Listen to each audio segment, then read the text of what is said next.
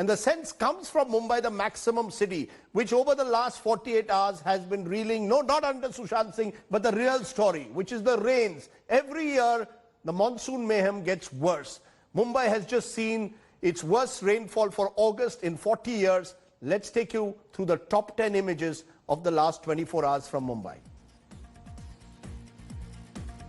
Okay, these are the images that are coming in from different parts of Mumbai. Lots of trees have fallen across the city.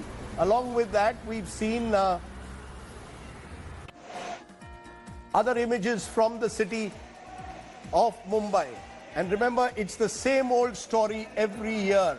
These are images that are coming in from different parts of Mumbai over the last 24 hours. The red alert continues. Large parts of the city remain underwater. As you can see, electricity poles affected. Remember, the trains are not working, but that hasn't, that is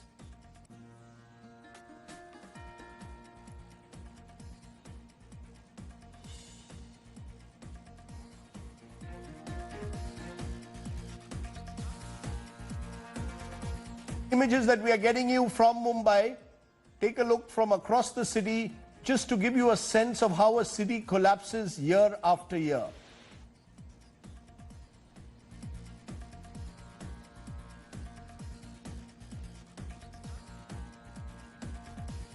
In fact, this time, as I said earlier, even South Mumbai has not been spared. Large number of trees have fallen there.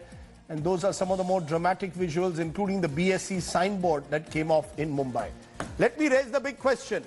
Is Mumbai India's sinking city? Why is Mumbai never prepared in a way for the monsoon havoc? Or does it simply has it given up? I'm joined by Shweta Wagh, architect and urban conservationist, who's been writing on this.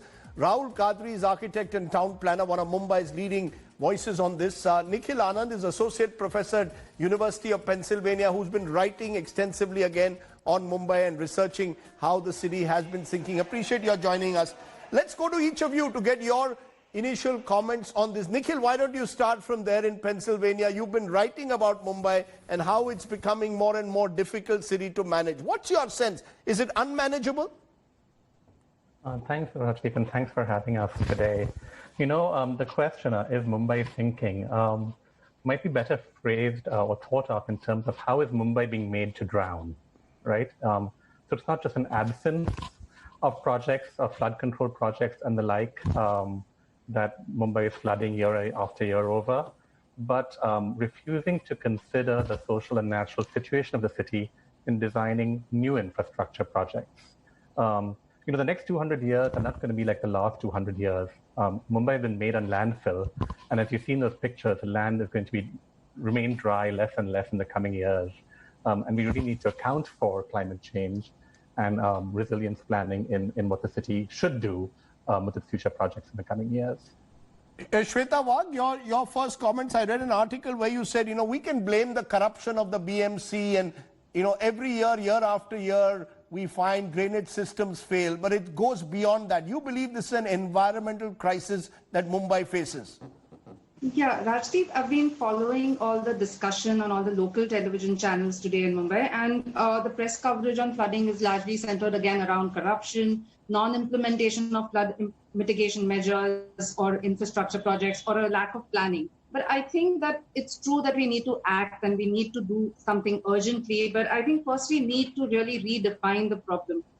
And we need to establish that flooding is not an infrastructural crisis as it is being made out to be, but rather an environmental crisis. And the prospect of profiteering from urban land is the sole criteria determining how we shape our cities. And urban floods are a direct consequence of this. Even since July 2005 floods, environmentalists, urban planners, citizens have repeatedly pointed out that ad hoc development and concretization is a cause, you know, for the Mumbai's flooding problems. But there has definitely been a shift from comprehensive planning to mega projects and real estate-driven development. And it is not the absence of planning, but I would say a systematic failure of planning. Interesting. So, you know, you seem to believe that it is at the end of the day a crisis caused by, in a way, the way in which land use is taking place in Mumbai, the changing nature of land use and the constant rampant real estate over the green cover of Mumbai that makes the situation worse. We've got a situation, of course, Rahul Kadri, with the coastal road. And many people like you are opposing that coastal road. Do you believe projects like coastal road, which there are those who say are necessary to ease the traffic burden of Mumbai, are part of the problem? Yes, coastal road in a sense is a part of a problem, but a different problem. Firstly, the coastal road is not going to solve any transportation problem, and we think it's going to solve the transportation problem. That's not true at all. So I don't think the aim of the coastal road was ever to solve the transportation problem. It was more an optics problem and how things will look for the city and how things will feel for the elite. So, but I think the flooding is presently not related to the coastal road. The flooding is because we've been building in. See, Mumbai was 7 islands, right? And they've been filled up. And there's large parts of Mumbai which is below sea level.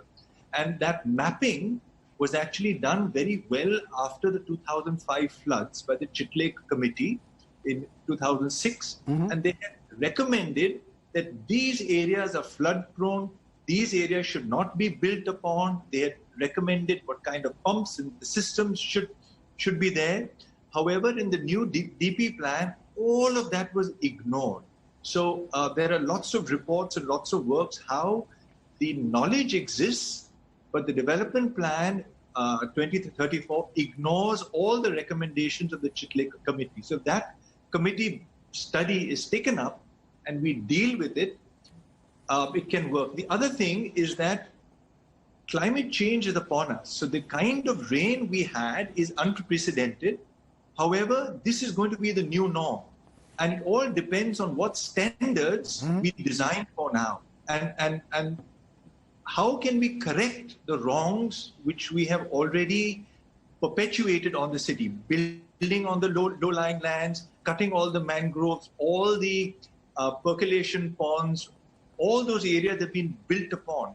So, and there is a way to actually reverse this if there is a political will, rather than, as Shweta says, just looking at short-term gain.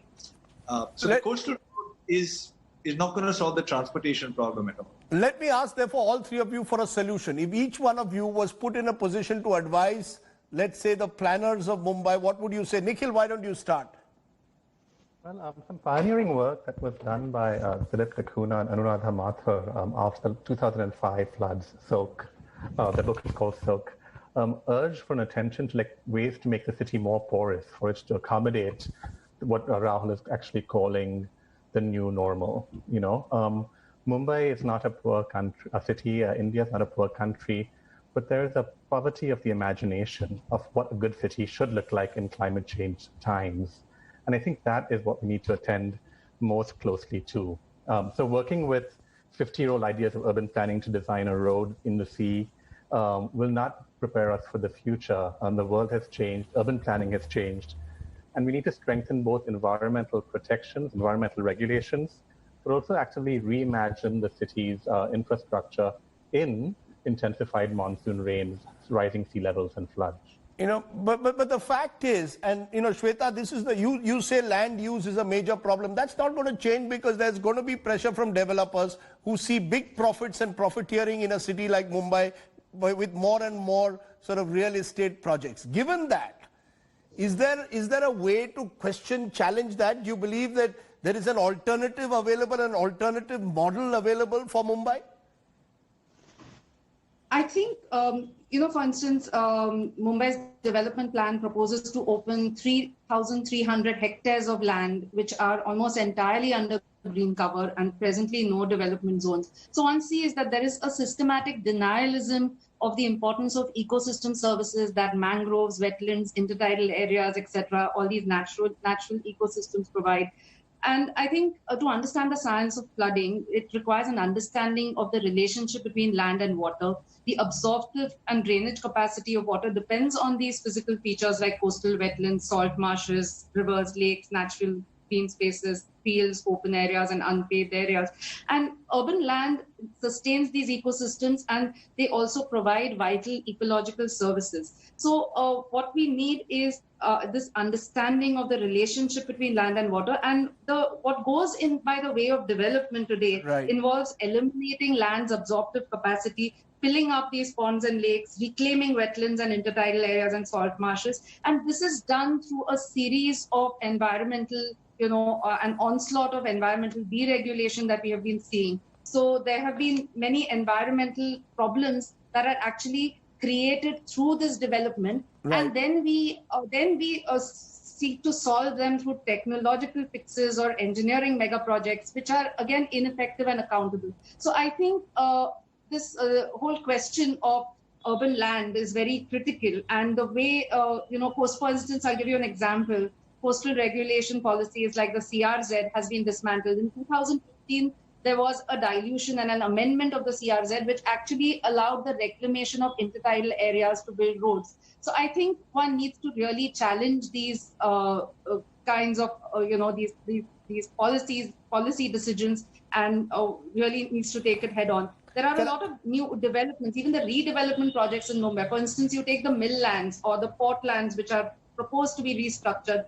What this redevelopment also involves is building over and concretizing a lot of open land which existed in the earlier developments. And all that is preventing the absorptive capacity of the ground. So I think these are things that are very critical. So what you're talking about is a more holistic view of planning rather than short-term measures. Let me ask you this, Rahul, finally. The British in Mumbai, South Mumbai was relatively protected because the British seem to plan South Mumbai better than the rest. Every year the worst areas are indeed more often than not the areas which are the so-called new Mumbai areas. What is your solution in conclusion? A minute for you. See, that the problem is that the British designed for particular standards, right? Those standards don't apply anymore. Because of climate change, what we're going to be dealing with, the weather patterns we're going to be dealing with, the amount of rain we're going to be dealing with is going to be of a much, much higher order.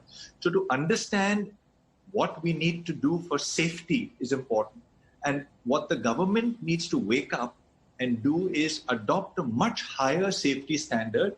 So the BMC says our stormwater drains were designed for 40 millimeter rain in 24 hours. But that standard has to change. So when are we going to wake up and change our standards and design for the safety of Mumbaikars and take that seriously and say, these are the safety norms we pledge to follow. Okay. And we will follow these norms. So those norms have to be redefined. Okay, that's fair enough. The interesting aspect is Aditya Thackeray is also Environment Minister. I hope he is listening to this. We hope that he will come on the show in the future and we'll get all of you to question him and raise all these concerns. We just want to trigger off a debate. As you say, with climate change, India's cities need to change the way they are planned. Otherwise, the future will only be worse when it comes to monsoon mayhem. Thank you all very much for joining me here on the news today.